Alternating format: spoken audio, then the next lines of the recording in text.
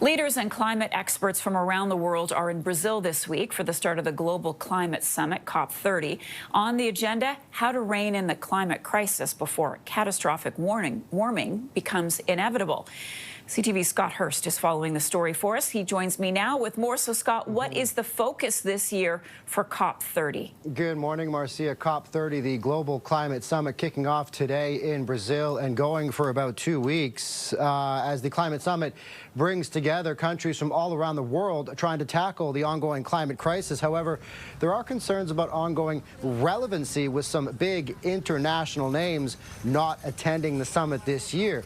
Now, consistently, one of the key goals to keep warming limits set to standards a decade ago by the Paris Agreement, but it's a goal many experts believe may be slipping out of reach. Canada, for its part, also likely to face criticism as it is sending a delegation, as climate observers point to the recent budget, big on development and expansion of energy projects, but a retreat of some Trudeau-era climate policies. Canada's Environment Minister just this weekend pitching the plan as a shifting approach that she claims connects climate ambitions with economic growth. Here's more from Canada's Environment Minister.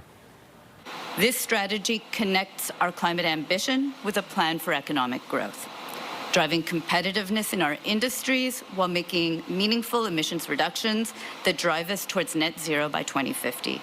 It prioritizes measures that deliver the greatest emissions reductions and increases competitiveness at the lowest cost for Canadians.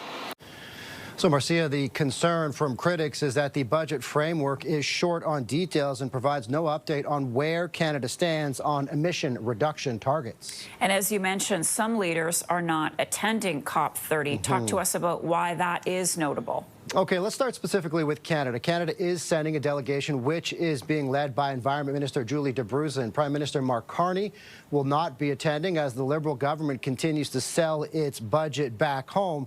Here is more from the Executive Director of the Climate Action Network speaking to CTV News about the concerns ahead of the summit as Canada is sending the delegation, even while, according to the Climate Action Network, Canada appears to be taking a step backwards.